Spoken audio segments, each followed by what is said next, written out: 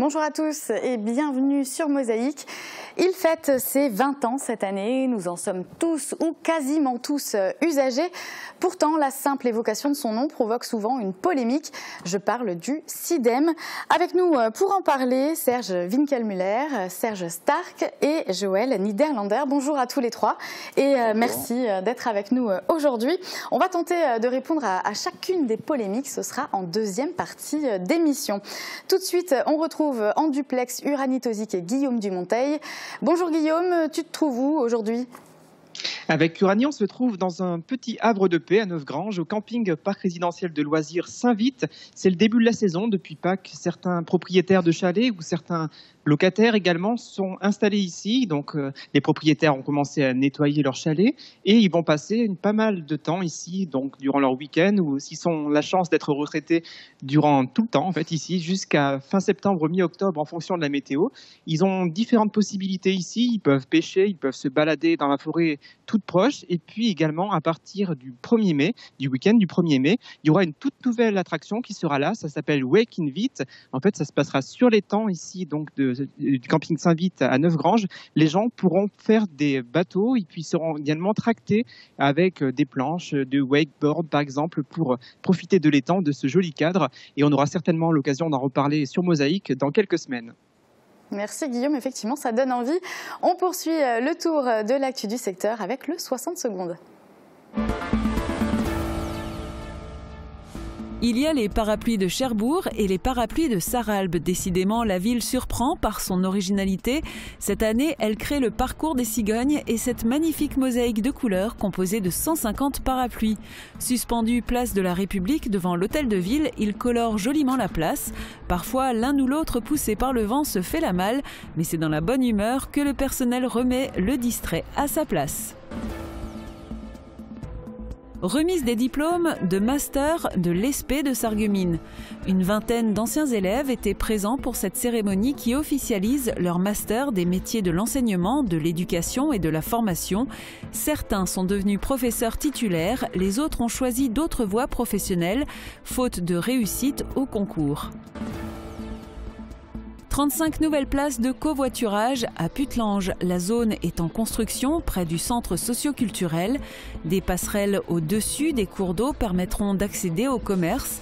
Des bornes de recharge électrique seront disponibles. Ce parking permettra de désencombrer les places de stationnement de l'artère commerciale et de proposer un point de départ pour les travailleurs souhaitant voyager à plusieurs.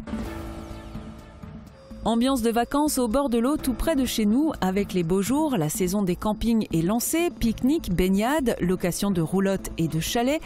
Les campeurs, résidents et journaliers débarquent en quête de tranquillité. C'est le cas au camping Le Refuge des Pêcheurs à Olvin ou encore au centre de plein air à Rémerin. En avril, Mosaïque met le cap sur le sport dans son émission On Tour. Hier, au stade de Coubertin, en pleine compétition UNSS, Mosaïque avait déployé ses gros moyens pour réaliser un magazine exceptionnel intitulé Le sport, une passion universelle. Loin des sports de compétition, vous découvrirez quelques approches inédites à travers des reportages, des témoignages et des pastilles pleines d'humour. Il fait un temps presque estival, mais est-ce que cette tendance va durer ? On regarde les prévisions météo pour demain. Avec le Crédit Mutuel, partenaire des grands événements sportifs.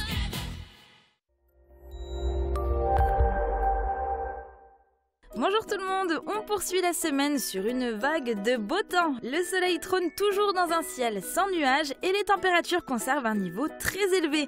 Elles partent de 7 à 14 degrés au petit matin pour plafonner entre 25 et 27 degrés l'après-midi. Demain nous sommes le vendredi 20 avril et nous fêtons les Audettes. Le soleil nous accompagnera de 6h29 à 20h31. Je vous souhaite à tous une excellente journée en notre compagnie.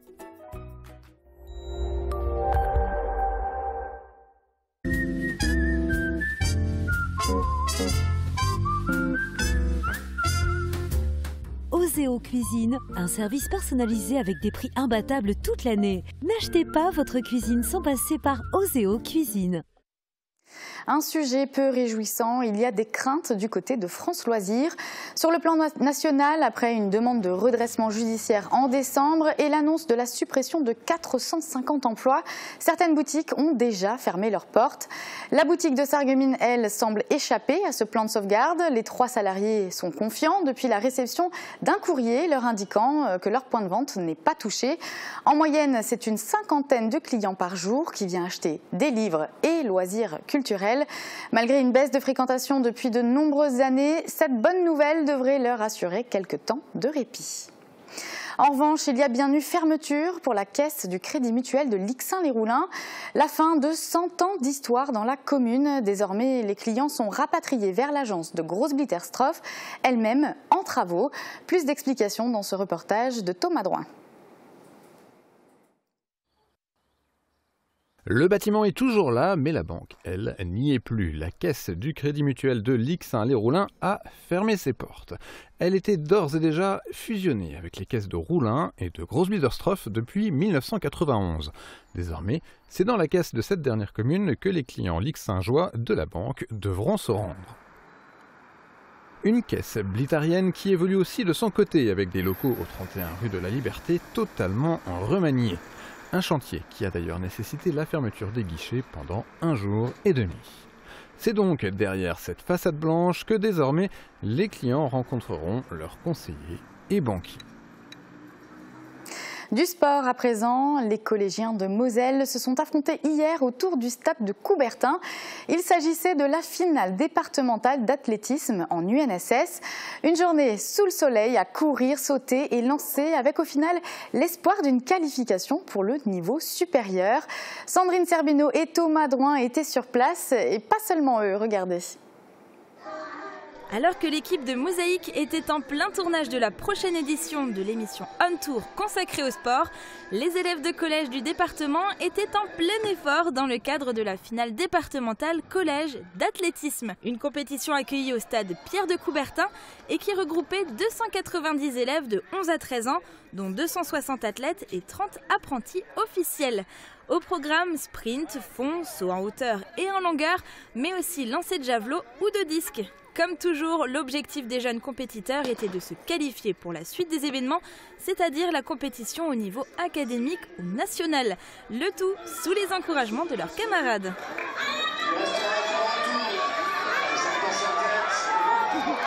La compétition a été un grand succès, d'autant qu'elle a pu profiter d'une météo particulièrement favorable. Et finalement, la grande gagnante de la journée aura été la pratique sportive chez les plus jeunes. Et une nouvelle victoire hier soir pour le SFC. Les Fayenciers enchaînent les rencontres et ont maintenant rattrapé tous leurs matchs en retard. Hier, ils accueillaient Lunéville au stade de la Blise. Score final 1-0. Malgré une expulsion du côté de Lunéville, le SFC a bataillé pour marquer. On regarde le résumé en images. Hassan Barki. Allez, bien joué, bon décalage. Pour Ali Babaya, bien arrêté par Braccigliano. Dommage, belle occasion pour Sarreguemines. Ouais.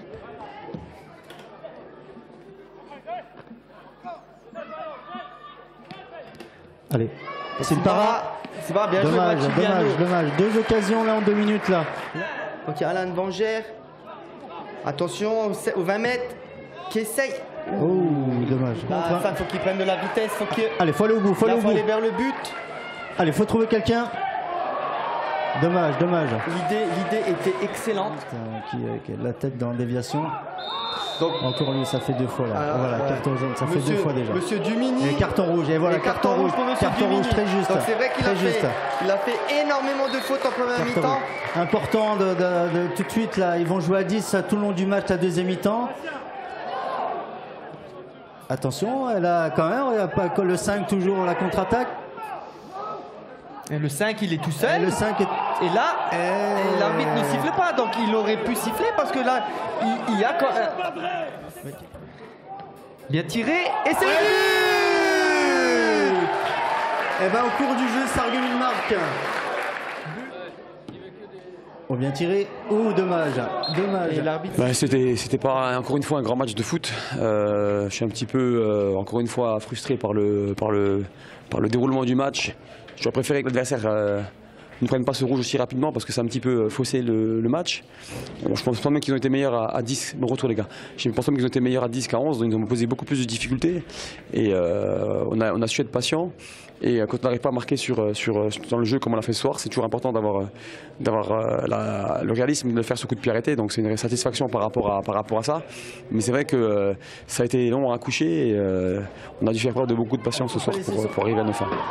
Attention les fautes. Caromel qui cherche la faute justement. Allez voilà.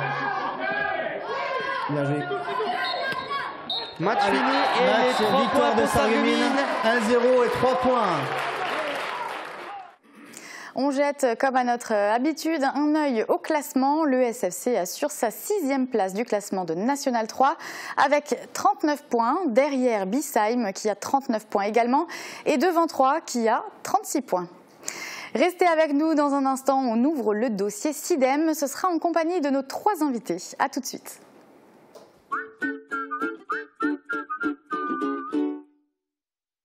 Aqualsace célèbre ses 10 ans. Les 26, 27 et 28 avril, ne manquez pas nos portes ouvertes spécial anniversaire. Aqualsace réalise vos projets sur mesure. Piscine en coque ou en béton, spa, sauna, espace détente. Nos spécialistes sauront créer l'ambiance dont vous rêvez et proposer les meilleurs produits du marché. Aqualsace, c'est 500 mètres carrés de produits innovants et d'entretien à découvrir absolument.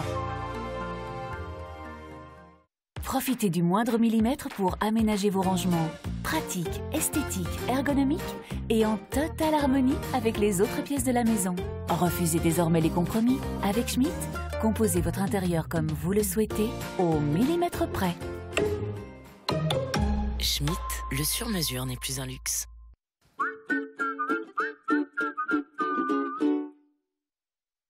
Niché dans un écrin de verdure, au bord de l'autoroute à Hombart, l'hôtel Sweet & Smart vous accueille pour 50 € la nuit.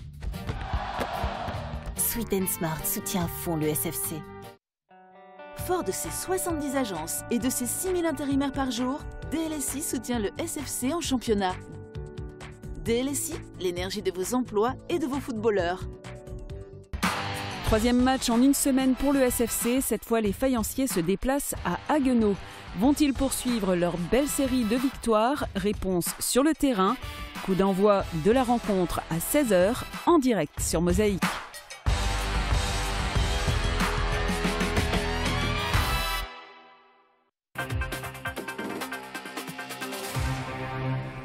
Le SIDEM, c'est le syndicat mixte de transport et de traitement des déchets ménagers de Moselle-Est. Il regroupe désormais 10 intercommunalités de 198 communes, soit au total une population de 380 000 habitants. Et cette année, le SIDEM fête ses 20 ans. Alors 20 ans d'innovation, de challenge, mais aussi 20 ans de critique.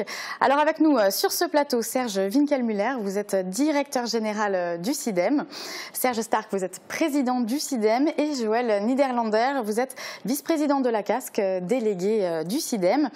Alors déjà, une question pour tous les 3. Est-ce qu'il y a 20 ans, vous imaginiez le SIDEM tel qu'il est aujourd'hui? Si on peut considérer le côté de traitement des déchets, je dirais oui, parce que quelque part, il faut quand même savoir qu'aujourd'hui, nous traitons 80%, nous recyclons 80% des déchets, ce qui est vraiment tout à notre honneur, puisqu'il n'y a plus que 20% qui vont en décharge. Ensuite, il y a 20 ans, c'est vrai qu'il y a 20 ans, on voulait mettre en place une usine d'incinération. C'était le but à l'époque, pourquoi le SIDEM a été créé. Aujourd'hui, je dirais, nous en sommes beaucoup plus valorisants, puisque nous méthanisons, nous recyclons tout ce qui est déchets plastiques, etc. Donc, je dirais, en progression, je dirais, on est mieux que ce qu'on espérait il y a 20 ans. Après, c'est vrai qu'aujourd'hui, il y a toute cette polémique qui existe depuis 2-3 ans. Vous parliez de 20 ans de polémique, ce n'est pas 20 ans de polémique, ça fait 2-3 ans que ça sort. Mais je dirais, on a toujours des détracteurs, quoi qu'on fasse. Et je dirais, la situation aujourd'hui montre bien que nous avons eu raison de faire ce qu'on a fait. Et l'avenir nous donnera encore plus raison dans ce point-là. Parce que c'est vrai qu'à chaque projet, chaque nouvelle innovation du SIDEM, parce qu'il y en a eu quand même beaucoup, vous faites face à des débats, en tout cas, des critiques. Comment vous le vivez, ça?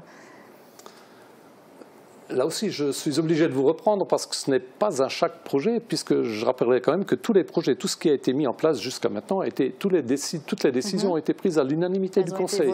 Donc, quelque part, ce n'est pas quelque chose qu'on découvre aujourd'hui. Bon, il y a eu cette problématique de frais de démarrage qui ont un peu grevé le budget du CIDEM. Tout est parti de là. Mais au jour d'aujourd'hui, ces frais de démarrage ont été résorbés. Nous sommes dans une situation stable. Donc maintenant, nous pouvons reprendre le travail. Je ne veux pas dire comme si de rien n'était, parce qu'il faut tirer profit des leçons qu'on a connues. Et on s'y attelle aujourd'hui. Mais c'est vrai que d'un autre côté, comme on disait, comment on le prend ? Le fait d'être critiqué, que ce soit les élus, le personnel, etc., c'est fatigant. On perd un temps énorme, sachant que la grande majorité des critiques ne sont pas fondées. Et les salariés, comment est-ce qu'ils vivent ces critiques? Ils sont là au quotidien, ils travaillent sur leur poste. Comment ils vivent ces critiques? Alors les salariés, forcément, pour la plupart... ils ne peuvent pas vivre ça tranquillement. Ils sont forcément affectés par un certain nombre de critiques. Et quand on a des critiques qui vont jusqu'à des critiques à l'emporte-pièce, qui sont « ça ne marche pas », alors qu'eux-mêmes, ils sont tous les jours, ils savent très bien la réalité de leurs efforts au quotidien pour faire en sorte que justement ça marche et que ça marche de mieux en mieux. Forcément, vous comprendrez qu'ils peuvent être démotivés parce qu'ils font face à des avis ou des critiques qui ne sont forcément pas fondées. Ensuite, il y a aussi pour ceux qui naviguent sur les réseaux sociaux, où là on fait face, il faut le dire, à des réactions souvent très violentes. Alors nous, ce qu'on aimerait, c'est pourquoi pas recevoir ces gens-là, avoir un dialogue constructif, leur montrer.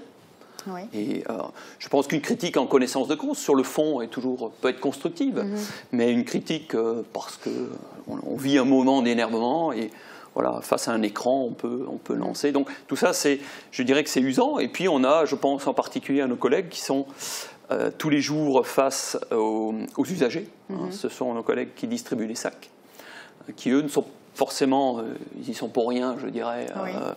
Ils se contentent de distribuer les sacs et font souvent, je dois le dire, et je veux les défendre ici, font souvent face à des réactions un peu violentes, gratuites, parce que là aussi, ils ont un débat constructif avec ce sont les premiers interlocuteurs, finalement, qui reçoivent d'une certaine manière des critiques un peu violentes, dont ils ne sont pas, s'il devait y avoir une responsabilité responsable, mais, et qui encaissent en quelque sorte un certain nombre de réactions.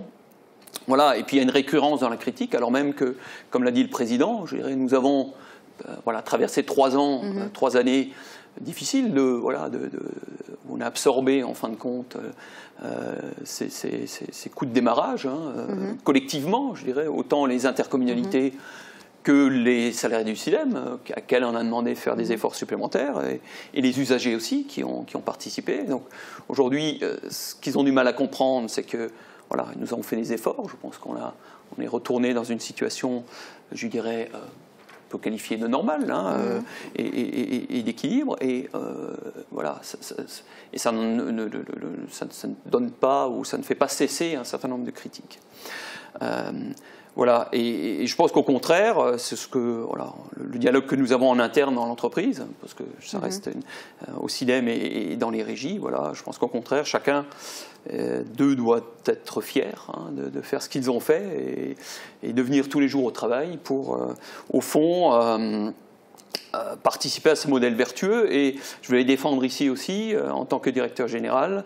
Il faut rappeler aussi qu'ils ont droit à ce respect-là, parce qu'ils font un travail qui n'est pas facile. On a 200 000 tonnes de déchets, c'est ce que chacun jette. Et ce Néerlandais, vous êtes d'accord avec moi, c'est magique, parce que on sort sa poubelle le soir, le lendemain. Les services des intercos, le CIDEM, on fait en sorte qu'on transforme tout ça, et il n'y a plus, de décharge, ou très très peu.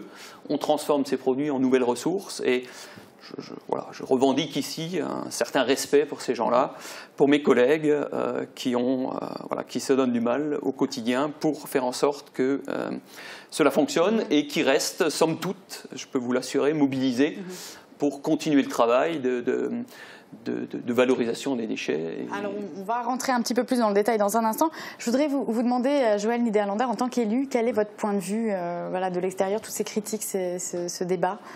Oui, alors je vais faire un tout petit peu d'histoire, si vous le permettez. Bien sûr. Le district de Sarreguemines, dès sa création en 1972, avait la compétence des déchets ménagers.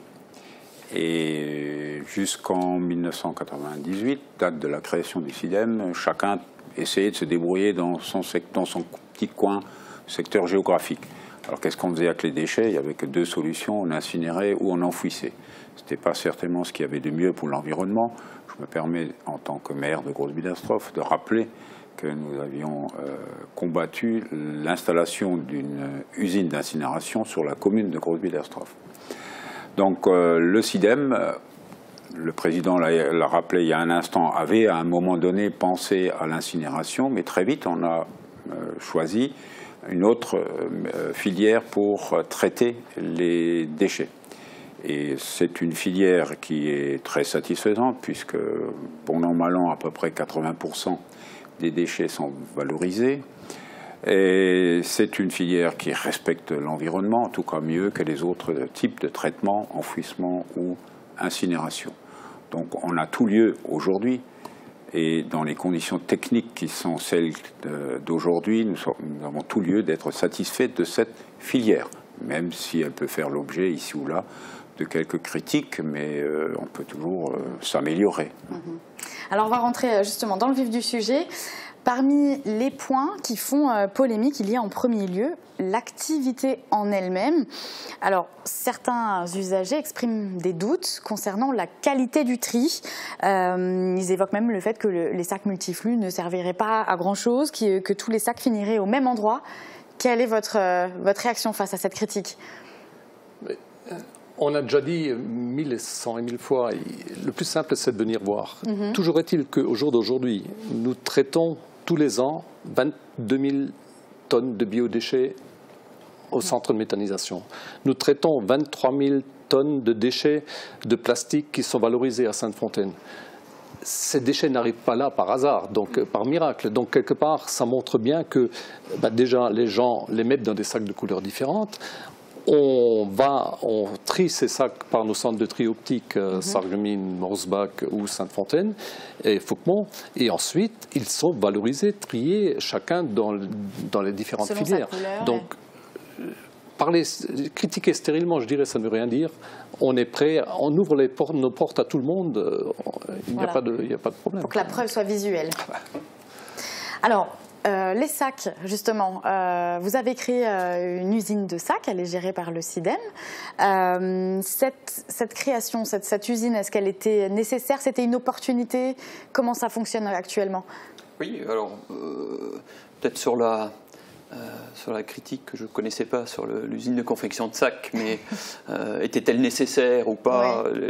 Les sacs font partie intégrante de notre système qui a été adopté, le président l'a rappelé, à l'unanimité des membres du SIDEM, donc charge au SIDEM d'approvisionner les sacs. Donc ces sacs sont un besoin pour le système de tri que nous avons mis en place.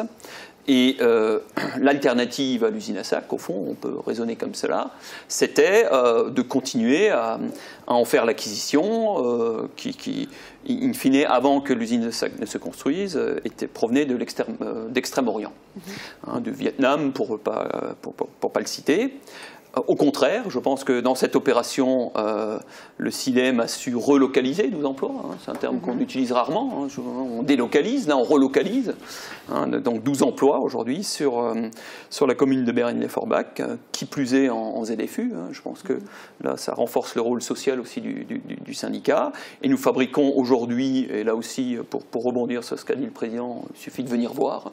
Nous fabriquons aujourd'hui des sacs qui ne sont pas plus chers que lorsqu'on les achetait depuis le Vietnam, mais qui sont plus vertueux parce que l'usager ne le sait peut-être pas, mais en moyenne, nos sacs sont fabriqués à partir de 50% en granulés recyclés. Et on démarre cette année d'ailleurs les premiers essais de sacs verts à partir de matières végétales, dits biodégradables. Voilà, donc c'était aussi là les axes de mise en place.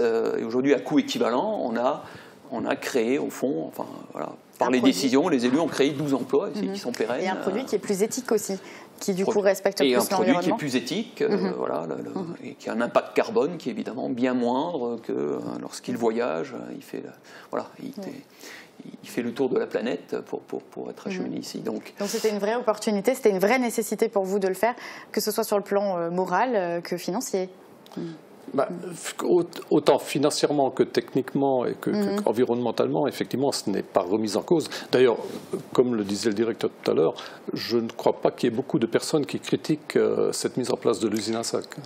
Disons que, étant donné que les gens ont des doutes sur la qualité du tri, les gens se demandent si la création d'une usine était nécessaire. Voilà. Oui. Alors on passe à un autre point qui fait également polémique, c'est Metavalor. Alors il est installé à Morsbach et là si vous pouvez peut-être rappeler le rôle de Metavalor. Oui, Metavalor c'est donc l'unité de méthanisation des biodéchets du SILEM. Qui a été donc créé pour justement valoriser la partie fermentescible des déchets ménagers. Alors, on va appeler ça la biomasse. Et dans la biomasse, il y a d'une part ce que nous avons dans nos cuisines.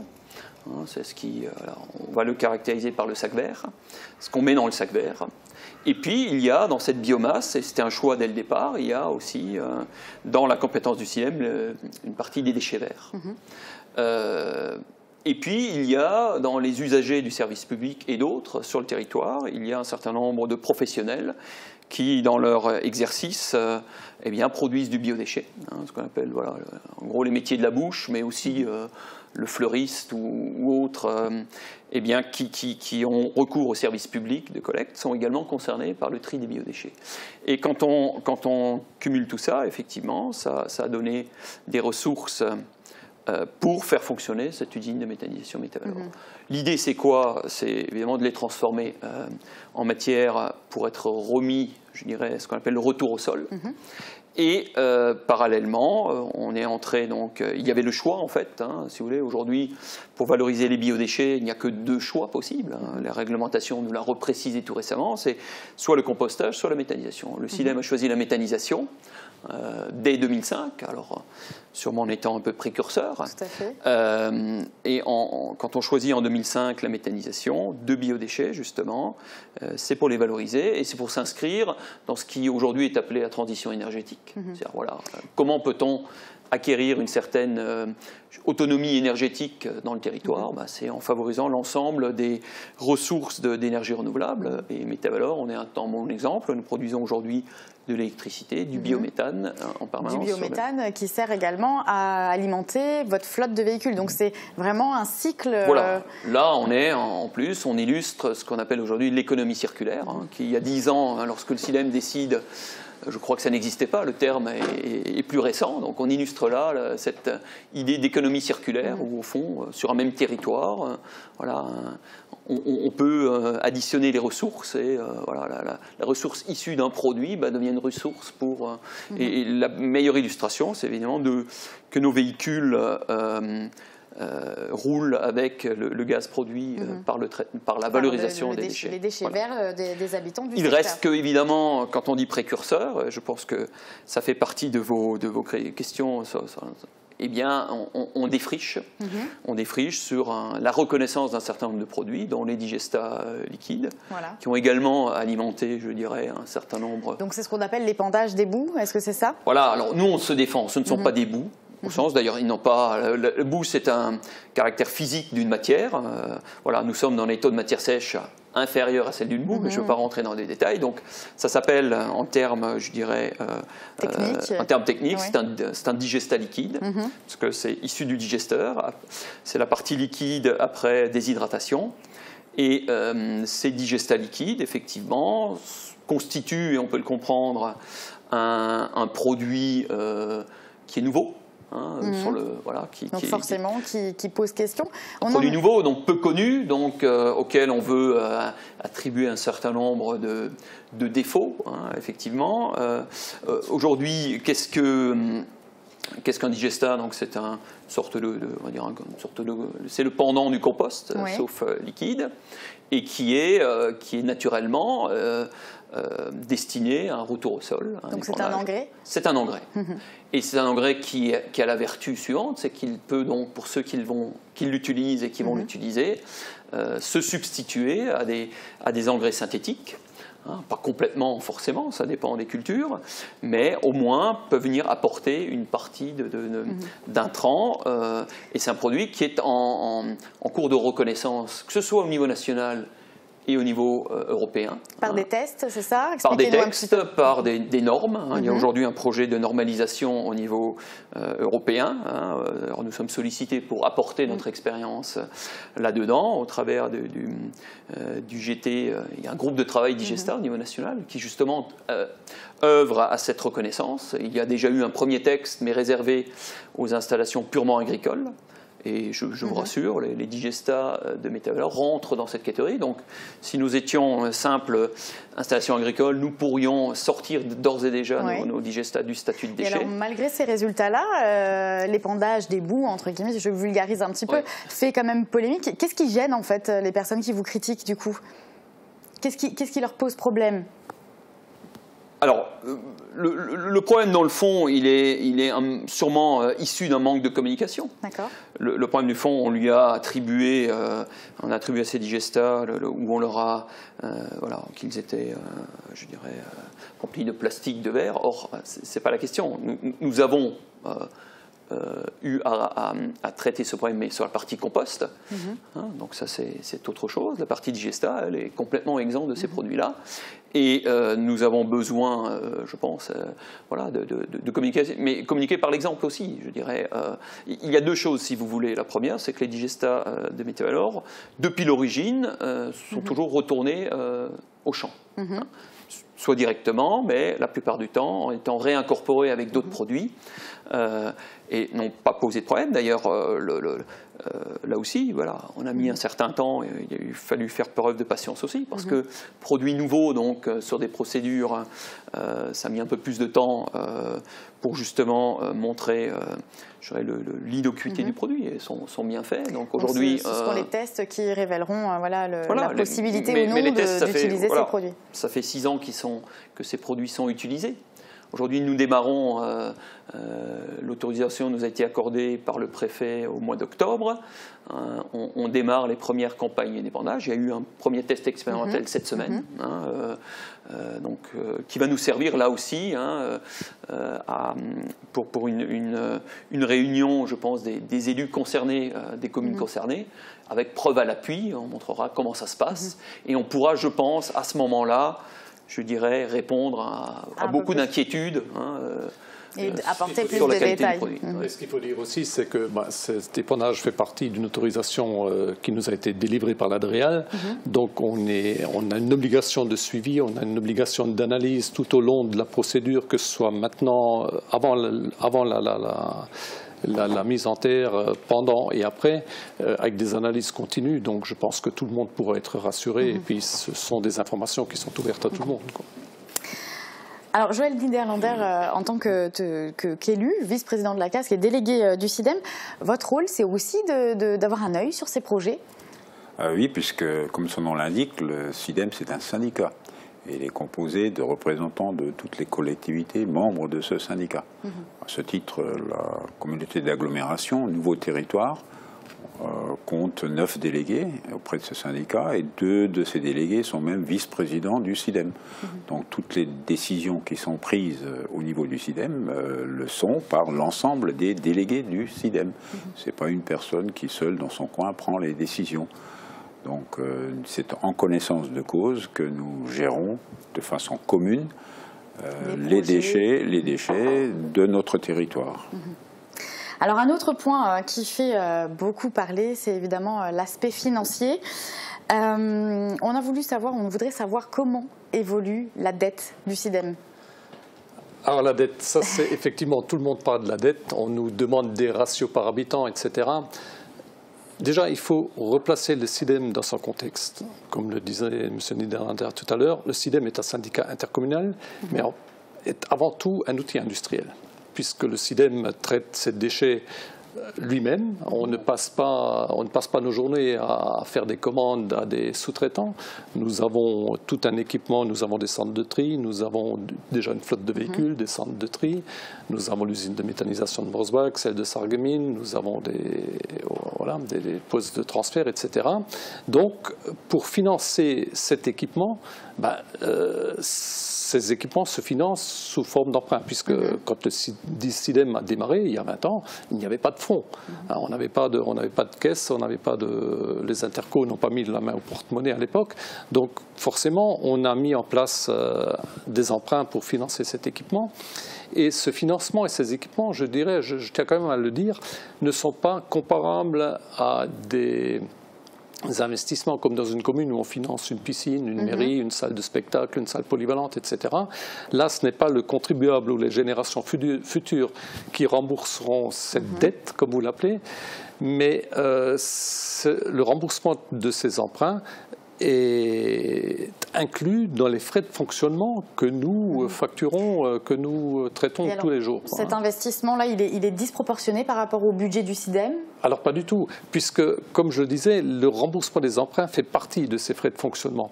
Et ces remboursements sont échelonnés en fonction de la durée de vie des équipements. C'est ce qu'on appelle en gros dans l'amortissement d'un équipement, c'est ce qui se pratique dans toutes les industries. Je ne pense pas qu'un patron achète pour des millions de machines comme ça comptant. Donc forcément, il y a un financement derrière et c'est la vente du produit qui finance ces produits. Et je peux dire que là aussi, cet équipement aujourd'hui existe. C'est comme un particulier quand vous construisez une maison, vous faites un emprunt à long terme. Quand vous cédez, l'héritier qui héritera de sa maison ne va pas hériter de la dette, il va hériter de la maison, il y a un capital. Là, c'est exactement pareil. L'usine est là, les équipements sont là. Donc, alors pour qu'on comprenne bien d'ailleurs le fonctionnement du SIDEM, si par exemple on prend une taxe sur les ordures ménagères de 400 € par an, comment est-ce qu'elle est répartie entre l'Interco qui gère, elle, la collecte et vous qui traitez le traitement? Alors si par exemple, j'ai une idée à l'envers, on prenait l'exemple de la casque, comment ça se passe? Alors au niveau de la casque, si on veut faire les ratios, on peut estimer, c'est une estimation, que la collecte représente environ 30% du coût pour l'administrer et le traitement, donc la partie SIDEM pour l'essentiel, représente environ 70% du coût. Mais quand on dit 30% pour l'Interco, c'est pas seulement la collecte hebdomadaire, mais ce sont aussi les 5 déchetteries que nous gérons, la déchetterie professionnelle, les services en dehors des collectes hebdomadaires. Je prends un seul exemple, les objets encombrants. Voilà quelques services qui ont un coût et qui représentent globalement 30%. Alors cette part, elle peut varier d'une interco à l'autre en fonction des services qui sont rendus à la population. Elle peut être moins importante ou plus importante. Et si le montant donc, de cette taxe évolue, c'est pas que du fait du SIDEM, ça peut être aussi du fait de l'Interco. Ça peut être le fait de... Nous avons fait le choix au niveau de la casque de traiter la collecte en régie. Ça, nous pouvons à peu près le gérer et le maîtriser au niveau des coûts. Si vous vous adressez à une entreprise privée, là, c'est un contrat qui est passé avec une entreprise privée, et là, les coûts peuvent être différents. Alors la gestion, oui, dites-moi, vous vouliez intervenir. Oui, je voulais juste rajouter un mot là sur cette, parce qu'en fait, ce qui fait beaucoup polémique aussi, c'est le montant de ce que paye l'usager. On vient de parler vous parliez d'un montant de 400 €, 450 €. Il faut se dire qu'en fonction du mode de perception de ce montant, il y a de sacrées disparités, puisque d'un côté, les intercommunalités, puisque ce sont les intercommunalités qui relèvent la taxe ou la redevance, donc comme je disais, il y a la taxe ou la redevance. Avec la redevance, on peut très bien dire, en gros, on doit 150 € par personne, avec le calcul que vous aviez de frais de collecte et de traitement, on peut leur facturer 150 €. Par rapport à la taxe, vous savez très bien qu'on est basé sur le foncier. Donc, à partir de ce moment-là, il y a des personnes qui vont payer 100 €.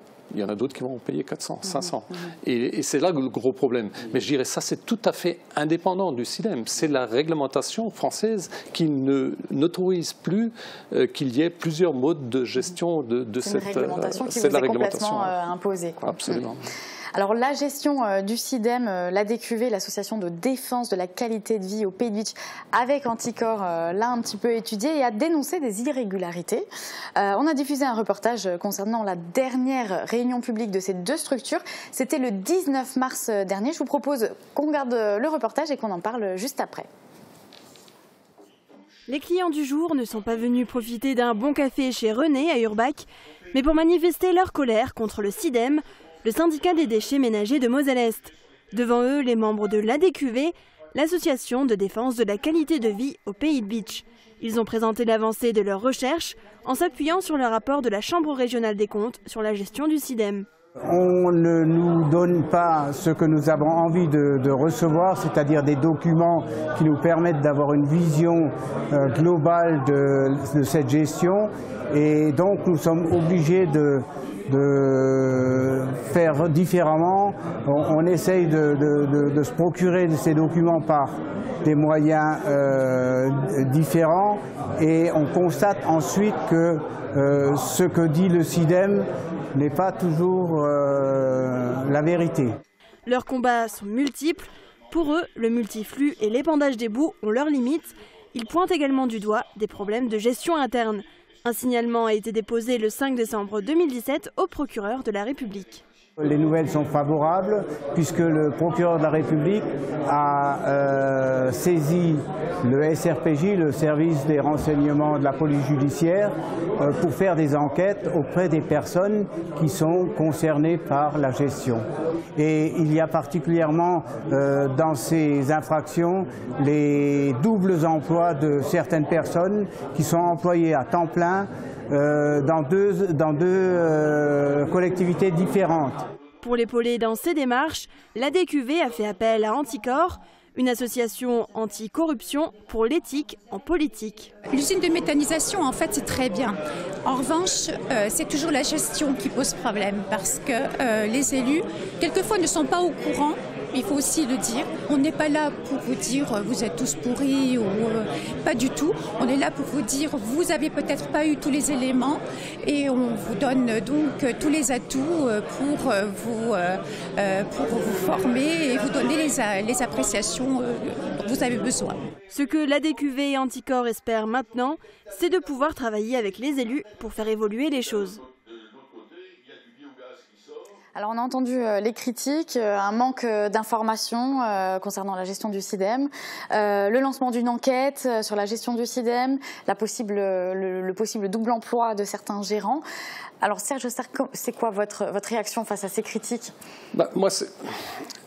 On parlait de l'ADQV, il y en a une autre dans le pays de Boulageois, il faut appeler un chat à chat, donc je ne vais pas me gêner pour les nommer. En fait, il faut remonter aussi là à l'origine. Vous savez que l'ADQV existe depuis quelques années déjà, qu'elles ont attaqué à un moment donné la redevance, parce qu'il faut quand même savoir qu'à l'origine c'était taxe redevance au niveau Pays de Bitche. Ensuite, ils attaquaient l'assainissement. À un moment donné, ils ont attaqué le haut débit.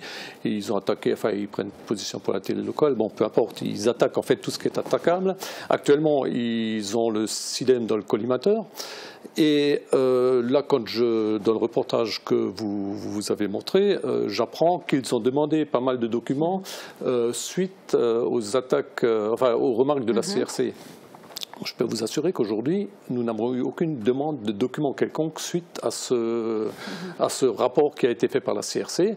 On en a débattu au niveau comité syndical avec l'ensemble des élus, mais à aucun moment on a eu d'autres demandes. Une réunion face à face s'impose ou parce que... Alors non, maintenant je dirais quand on voit la proportion que ça a pris, parce que là aussi j'apprends... Par le journal, je tiens quand même à le rappeler ou à le dire, c'est que par la presse, nous avons appris qu'une demande d'information ou un signalement a été déposé au niveau du procureur de la République. Là, dans le reportage, on apprend que le SRPJ a été saisi, etc. Je peux vous assurer qu'au niveau SIDEM, nous n'avons été saisis de personne, ni d'Anticor, ni du procureur, ni de la SRPJ, etc. Donc, pour l'instant... Je n'ai pas commencé à polémiquer en abordant tous les sujets qu'ils ont avancés, parce que bon, j'ai regardé le compte-rendu de la réunion qu'ils avaient faite. Quand on voit la trituration de chiffres et puis d'affirmations qu'ils font à tort et à travers, je ne ferai plus de commentaires là-dessus. Mais au moment donné, je ne manquerai pas de m'exprimer à ce sujet. Mais aujourd'hui, je... Vous préférez ne pas vous exprimer sur les critiques qui ont été diffusées dans ce reportage pour le moment? Absolument. C'est noté. Alors moi, je voulais aussi m'intéresser à ce qui se passe ailleurs. Comment ça se passe dans d'autres régions, d'autres départements? Est-ce qu'il y a l'équivalent du SIDEM qui existe? Et comment est-ce qu'il se porte? Peut-être Serge Winkelmüller. Oui, bien sûr. Alors, le SIDEM n'est pas isolé. Des syndicats mixtes de traitement de déchets, souvent départementaux, pour les départements avec une population moindre que celle de la Moselle, existent. On a l'occasion de les rencontrer au travers dans différentes réunions. Ce dont il faut se rendre compte, et M. Linerlander l'a dit avant, le traitement des déchets, et aujourd'hui on parle de valorisation des déchets, relève aujourd'hui d'une certaine technicité, il faut le reconnaître. C'est pour ça que les choses sont sûrement moins lisibles et moins simples qu'à une époque. À tous, bien sûr. Et c'est devenu un sujet qui emmène quand même une certaine technicité. On est passé en 25 ans, en fin de compte. Si je fais 25 ans en arrière, il y avait... Quand ça allait bien, il y avait le tri du verre, qui était historiquement le premier.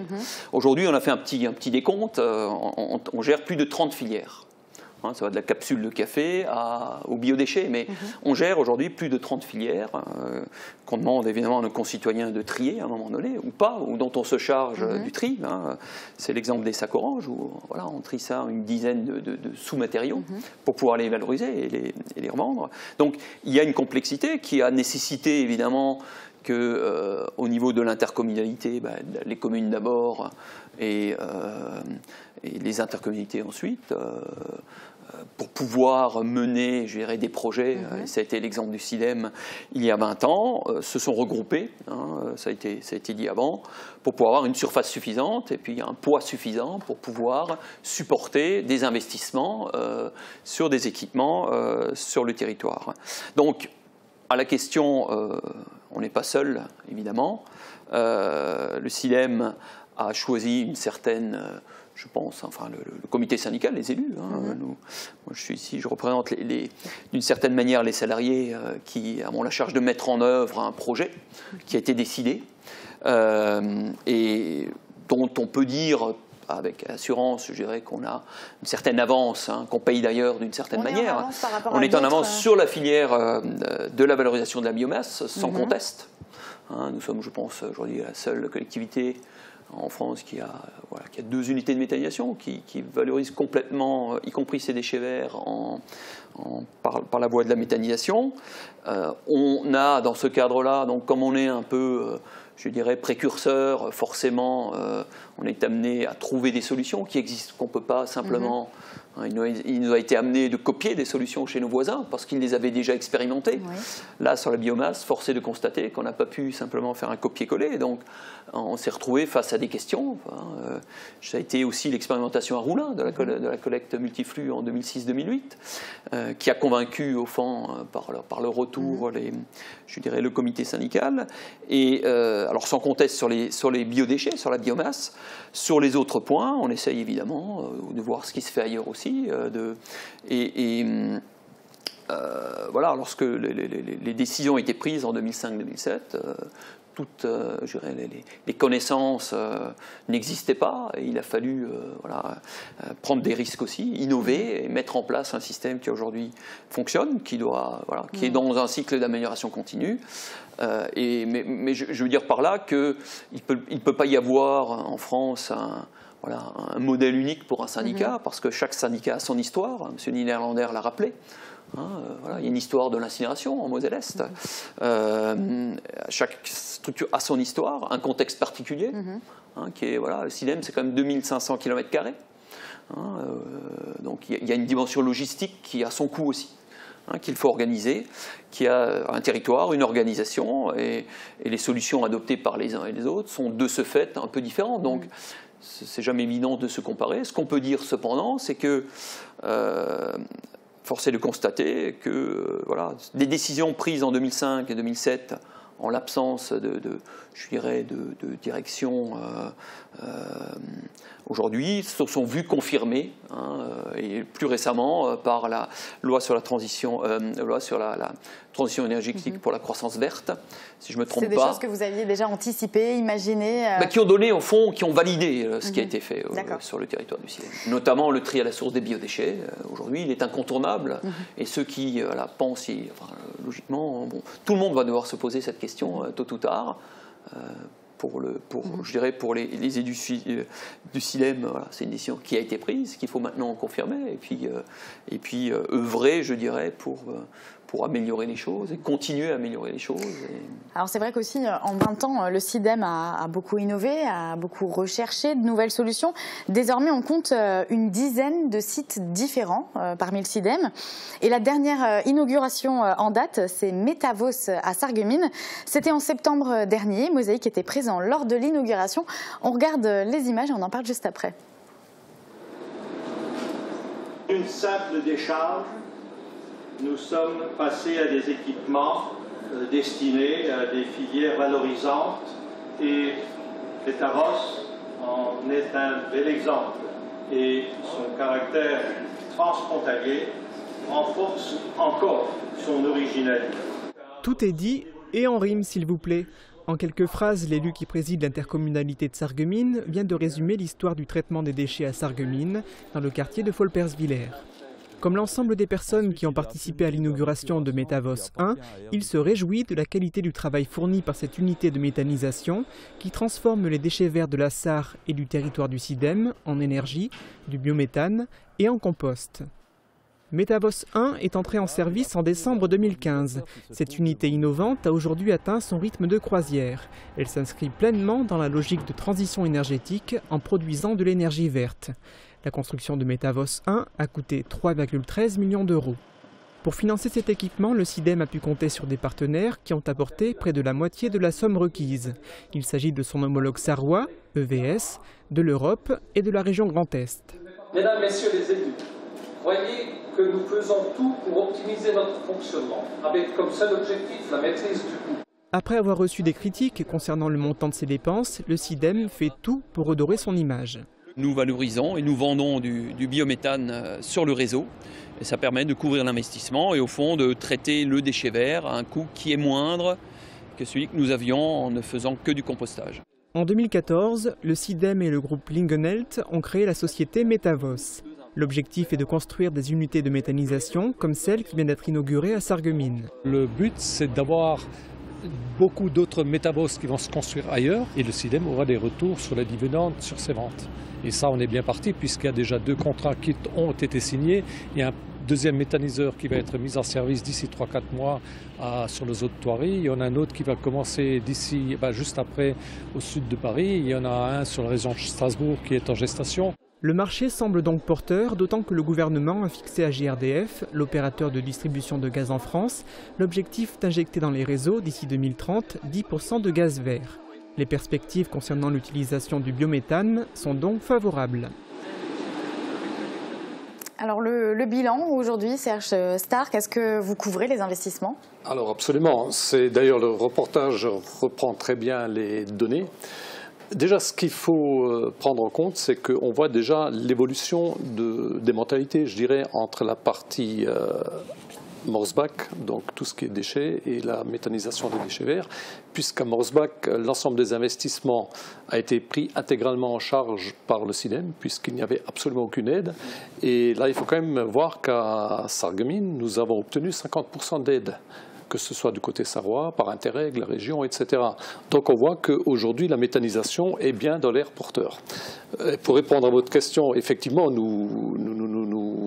actuellement, l'ensemble des déchets verts, l'ensemble, je dirais même, on pourrait même traiter plus, puisqu'on est au taquet du traitement des 12 000 tonnes requis actuellement dans notre autorisation de méthanisation donc à Sarreguemines.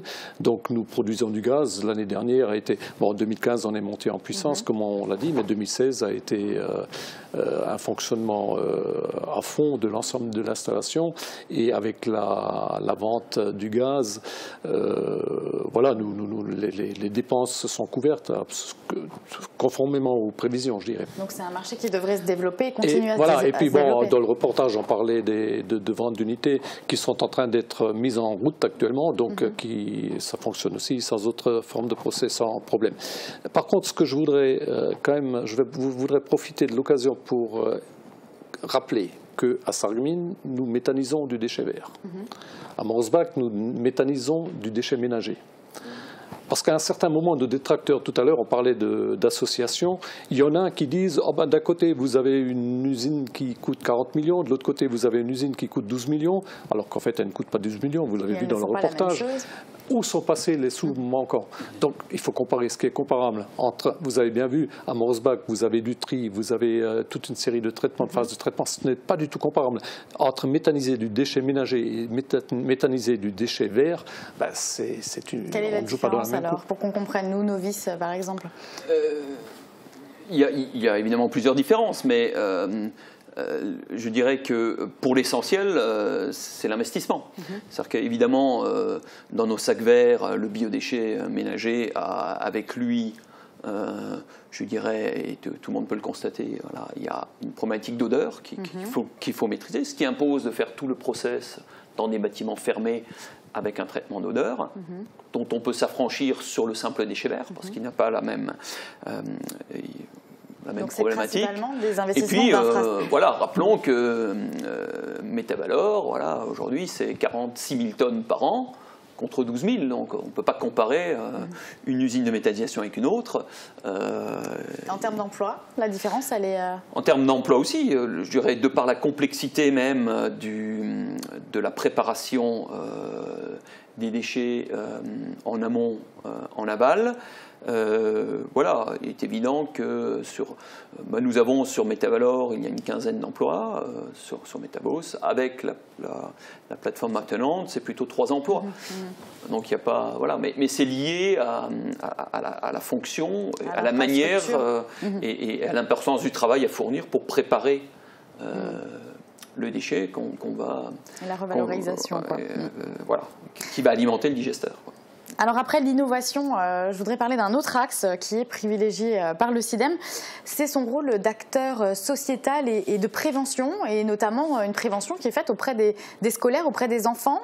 Expliquez-nous un petit peu, voilà, pourquoi c'est important de s'adresser à ce public-là. C'est les trieurs de demain, c'est ça? Non seulement ce sont les trieurs de demain, mais tout le monde sait qu'aujourd'hui, si vous voulez faire connaître quelque chose, il faut passer par la jeune génération, il faut passer par les écoles. Je ne veux pas dire que les adultes ont déjà pris leurs habitudes, qu'ils fonctionnent comme ils pensent devoir fonctionner, mais au jour d'aujourd'hui, on en parlait des déchets tout à l'heure, on n'a plus du tout les mêmes habitudes qu'il y a 25 ans, donc ce sont nos jeunes générations qui doivent être formées à cela, et à ce titre, je mettrai en avant toute la partie communication, formation que nous faisons régulièrement, je dirais tous les jours, à Morsbach, puisque depuis 2015, l'ouverture donc du centre de tri, plus de 4000 scolaires sont déjà passés à Morsbach. Et donc tous les jours, il y a, en dehors des vacances scolaires bien sûr et du mercredi, nous avons des ateliers pédagogiques, nous avons des visites avec les scolaires, avec les enseignants. Et ça permet aussi de redorer entre guillemets l'image du SIDEM dans l'esprit du public. Je dirais ce n'est même pas redoré, parce que pour les enfants, pour les jeunes, ce n'est même pas un problème. Pour eux, c'est inné, quoi. Ils n'ont pas de préjugés. Ils n'ont pas de préjugés, ils ne sont pas... Alors j'allais dire un mot que je vais pas dire, ils ne sont pas pollués, je dirais, par toute cette partie politique ou financière, etc. Eux, ils voient la vraie vie, quoi, telle que nous devrions la voir. Et donc c'est avec eux que nous avons tout l'avenir à former, absolument. Votre point de vue sur cette action? Pas un point de vue, mais pour compléter la réponse du président, ce matin j'étais au service OM de la Casque et nous avons encore une fois été sollicités par les centres de loisirs de Sarreguemines pendant les congés scolaires pour déléguer 2 conseillers du tri pour intervenir auprès du jeune public. Et donc ça va tout à fait dans le sens qui vient d'être évoqué. Il faut éduquer les jeunes au tri et au-delà du tri, les sensibiliser à l'environnement. Parce que si tous ces traitements ne sont pas réalisés pour revaloriser ou réutiliser dans certains cas beaucoup plus faibles, mais pour réutiliser certains déchets, c'est de l'environnement de nos enfants et petits-enfants de demain dont il va être question. On ne peut quand même pas leur laisser ce poids-là à traiter. Et puis on pourrait très facilement, c'est mon point de vue un peu personnel, on pourrait très facilement s'affranchir de tous ces problèmes liés au traitement des déchets et puis dire, bon, on fait un trou. On enfouit tout, et puis ce sont les générations futures qui devront se débrouiller avec ça, même si on sait qu'aujourd'hui la loi nous l'interdit. Mais il y a certaines personnes qui raisonnent encore comme ça. Tourner vers le passé plutôt que vers l'avenir. Au lieu de chercher des solutions intelligentes et des solutions qui sont là pour préserver notre environnement. Alors justement, pour l'avenir, ce sera le mot de la fin, disons, dans 3 ans. Comment est-ce que vous imaginez, Serge Starck, l'évolution du SIDEM ou des relations avec les différents acteurs?